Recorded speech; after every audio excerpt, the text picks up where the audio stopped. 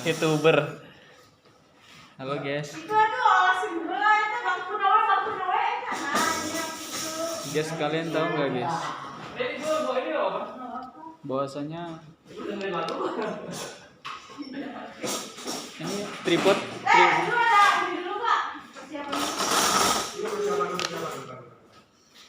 Tripodnya nggak ada yang lebih pendek ya?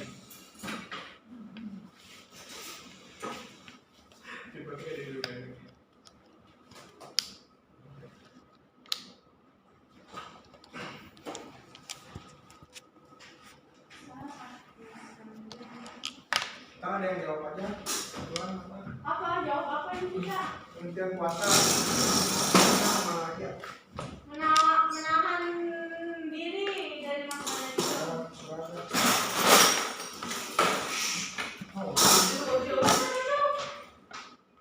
Kan gue di luar dulu bener? Lu bawa buku kan? Buku dari anjing. Videonya dari suami ya? Apa? Udah. Apanya? Videonya tuh suami. PPT. Masuk. PPT-nya belum juga. Udah gini aja. Udah. Sama kok. Terus sholat. Gampang. Udah PPT-nya aku bingung deh, aku nggak Arab. Oke.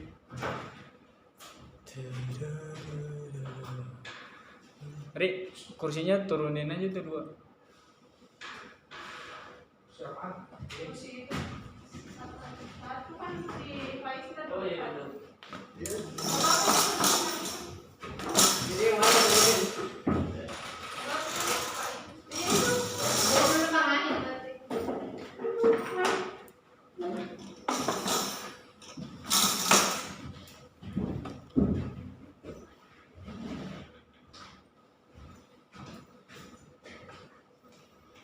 Ya, so 1, 2, Action.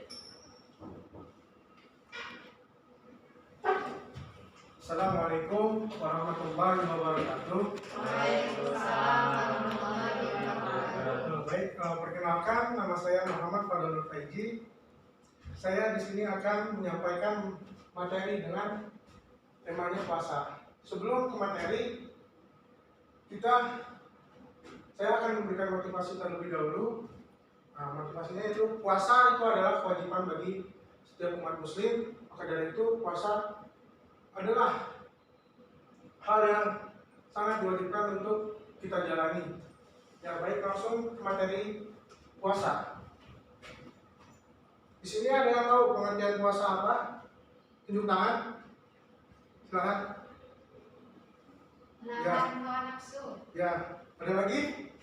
Menahan minum dan makan. Ada lagi? Sudah cukup. Oke. Secara bahasa benar yang tadi dibilang oleh Siti Sukmawati, yaitu secara bahasa yaitu menahan. Nah, secara istilah yaitu menahan segala sesuatu yang dapat membatalkan puasa dari terbitnya fajar sampai tenggelamnya matahari. Baik, kita langsung masuk ke macam-macam puasa. Nah, macam-macam puasa ini di sini ada puasa wajib dan ada puasa sunnah. Puasa wajib, saya akan jelaskan puasa Ramadan. Nah, puasa Ramadan adalah puasa yang dilaksanakan di bulan Ramadan dalam 30 hari penuh yang dilaksanakan oleh orang yang telah balik. Yang kedua yaitu puasa nazar. Puasa nazar itu berdasarkan janji. Karena secara bahasa yaitu janji, maka dari itu wajib dilaksanakan. Yang ketiga yaitu puasa denda atau kifarat. Itu puasa yang ditinggalkan oleh orang kemudian membayar denda atau kifaratnya. Nah, yang kedua yaitu puasa sunnah. Puasa sunnah itu ada puasa Daud, puasa Senin Kamis dan puasa Syawal. Yang pertama yaitu puasa Daud. Puasa Daud itu puasa yang dilaksanakan selang-seling atau sehari puasa, sehari tidak. Yang puasa Senin Kamis, yang kedua puasa Senin Kamis. Puasa Senin Kamis ada yang tahu? Ya. Puasa di hari Senin dan Kamis. Nah, kenapa? Karena kita menghormati puasa yang dilaksanakan oleh Nabi Muhammad SAW, karena hari Senin adalah hari lahirnya Nabi Muhammad SAW dan hari Kamis adalah hari di mana diturunkannya Al-Quran. Yang ketiga yaitu puasa Syawal. Puasa Syawal adalah puasa yang dilaksanakan di bulan Syawal setelah Ramadan 6 hari berturut-turut atau boleh secara tidak berurutan. Materi selanjutnya yaitu dalil tentang puasa. Saya ingin Muhammad Fahri membacakan dalil tentang puasa. Silakan. A'udzubillahi minasyaitonirrajim. Bismillahirrahmanirrahim. Ya ayyuhalladzina amanu kutiba 'alaikumus syiyam kutiba 'alal ladzina min qablikum la'allakum tattaqun. Ya baik, terima kasih. Baik. Nah, ya ayyuhalladzina amanu kutiba 'alaikumus syiyam yang artinya itu wahai orang-orang yang beriman telah diwajibkan atas kalian berpuasa. Kama kutiba 'alal ladzina min qablikum la'allakum tattaqun, sebagaimana telah diwajibkan kepada umat sebelum kalian agar kalian bertakwa. Dari sini kita bisa lihat ada yang telah diwajibkan, berarti wajib dilaksanakan oleh kita. Maka kalau ditinggalkan akan mendapatkan dosa. Materi selanjutnya yaitu penentuan bulan Ramadan. Penentuan bulan Ramadan itu ada Ru'yatul Al-Hilal. Ru'yatul Al-Hilal itu adalah melihat bulan baru. Untuk penetapan awal bulan Ramadan melalui proses ini harus dilakukan oleh dua orang yang hadir dan harus bersaksi bahwa dia memang melihat hilal. Sehingga pihak yang berwenang untuk menetapkan awal bulan Ramadan dapat mengumumkannya kepada umat Islam yang berada di wilayah tersebut. Jadi jika menetapkan puasa itu kita harus melihat bulan baru dulu, karena jika tidak melihat kita tidak bisa melaksanakan puasa, dan orang yang bersaksi itu harus adil. Tidak boleh tidak adil. Jadi harus sesuai dengan apa yang dia lihat dan apa yang dia amati pada saat melihat bulan baru. Adapun secara umum bagi siapa saja yang melihat bulan baru maka wajib bagi mereka atau dia berpuasa pada keesokan harinya, meskipun dia adalah orang yang fasik. Sebagaimana sabda Rasulullah SAW bisa dibaca oleh Fika. Silakan Fika.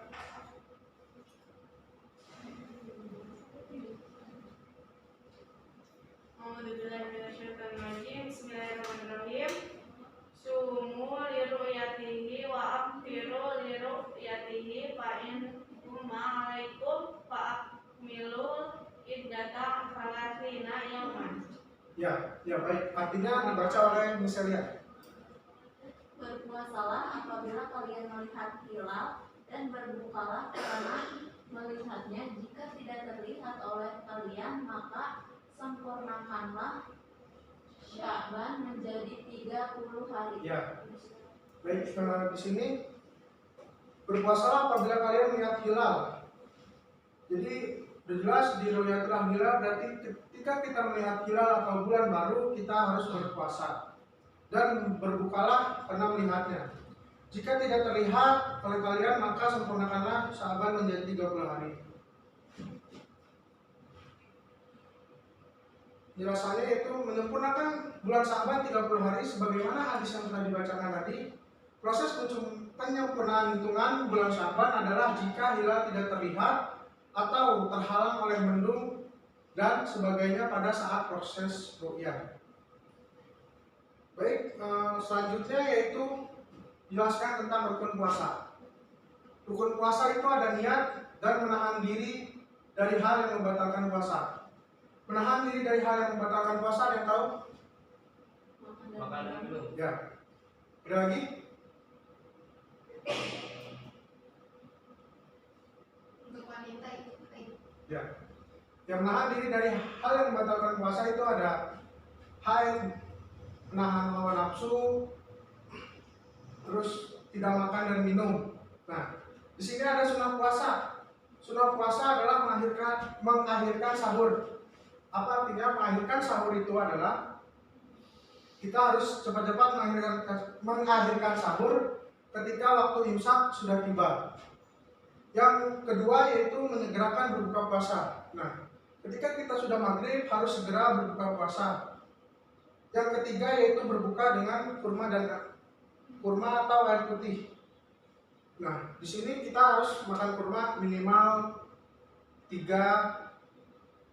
5 atau 7, itu terserah dari kalian, atau air putih. Jangan buka puasa langsung minum es, itu akan merusak lambung kita karena langsung diisi dengan air dingin. Yang keempat yaitu menghindari berbuat maksiat, dusta ataupun gosip. Nah, ini biasanya kaum wanita. Menghindari berbuat maksiat, dusta ataupun gosip. Nah, ini gosip ini nggak boleh nih, karena kita ngomongin orang. Yang kelima yaitu meninggalkan hawa nafsu meski tidak membatalkan puasa. Nah, ini biasanya laki-laki ini kena meninggalkan hawa nafsu. Jadi kita harus bisa menahan hawa nafsu kita meski hawa nafsu ini tidak membatalkan puasa. Yang ketiga yaitu tidak mencicipi makanan. Udah pasti tidak mencicipi makanan, tapi jika lupa itu masih diperbolehkan. Tapi kalau disengaja itu maksudnya sudah batal. Yang ketujuh yaitu mandi besar sebelum terbit fajar, sehingga dalam kondisi suci sejak awal puasa. Ya, mandi besar ketika kita berhubungan badan atau melakukan suatu hal yang wajib untuk mandi besar, jadi kita bisa puasa. Yang terakhir yaitu memperbanyak ibadah seperti sedekah, membaca Al-Quran, itikaf di 10 terakhir bulan Ramadan. Nah, di 10 terakhir Ramadan ini yaitu nuzulul Quran.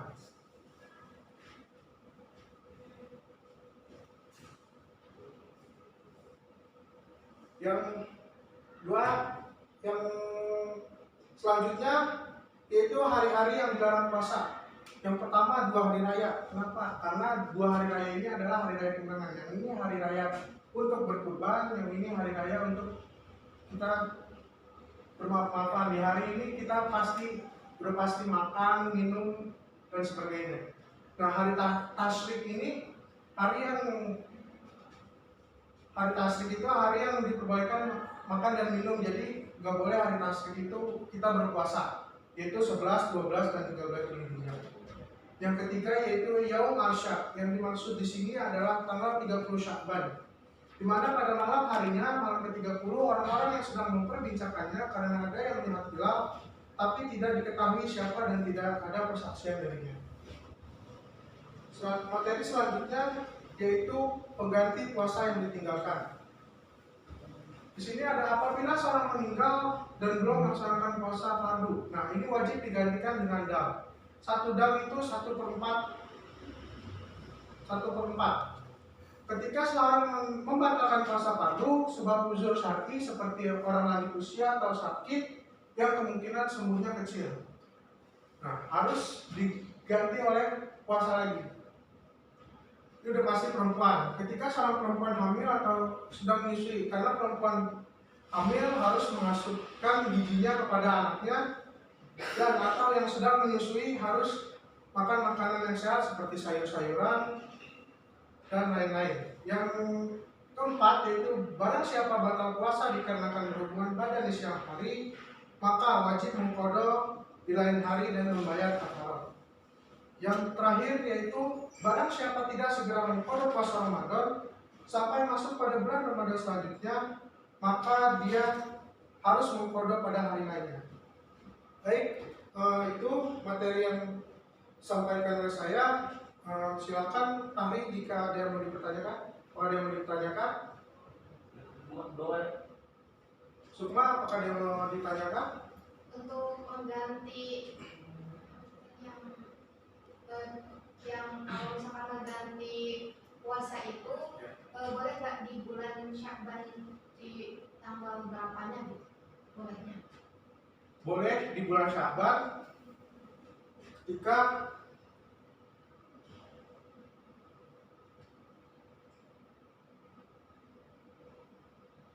Sya'ban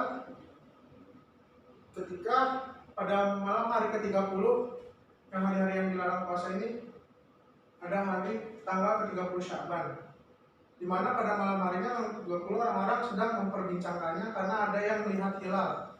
Nah, ini tidak boleh, hari ke-30 ini tidak boleh, yang boleh itu di awal-awal bulan Sya'ban.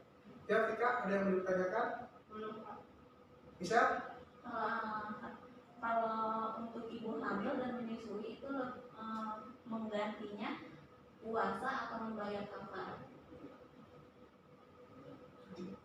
Orang perempuan hamil itu biasanya menggantinya dengan puasa lagi, atau ya dengan puasa lagi atau dengan kafarat bisa, dengan kafarat atau dalam tadi yang 1/4 kilogram beras. Ada lagi? Tuh. Ya, langsung saya masuk ke hikmah dari puasa. Nah, hikmah dari puasa ini menanamkan sikap kasih sayang di dalam hati orang kaya terhadap orang-orang yang membutuhkan. Yang kedua yaitu mengikis rasa rendah diri di hati orang-orang miskin, sebab melihat orang-orang yang mampu juga harus merasakan sebagian apa yang mereka biasa rasakan. Yang ketiga yaitu melepaskan diri dari kendali nafsu yang mengajak kepada kemaksiatan. Yang keempat yaitu jiwa menjadi tenang dan khusyuk dalam mendekatkan diri kepada Allah Subhanahu wa Ta'ala. Yang terakhir yaitu terlatih untuk menahan hawa nafsu yang mengajak kepada perbuatan maksiat. Ya, ini ada hikmah dari puasa. Apakah dari hikmah ini ada yang masih ingin ditanyakan? Dipersilakan. Ya? Ya, mungkin kita buat diskusi kelompok. Fahri dengan Sukma, Vika dengan Misha. Saya akan bertanya terkait tentang apa sih hari apa aja yang dilarang dalam puasa. Silakan Fahri sama Vika menjawab.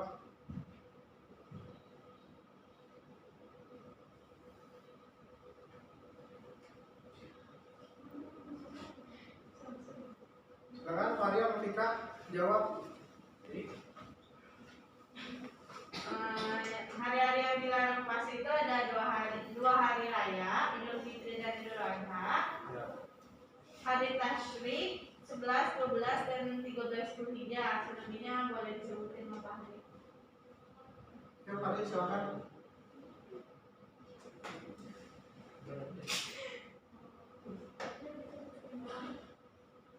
Di hari Tasyrik. Pak Tasik, silakan dijelaskan. Hari Tasyrik itu apa?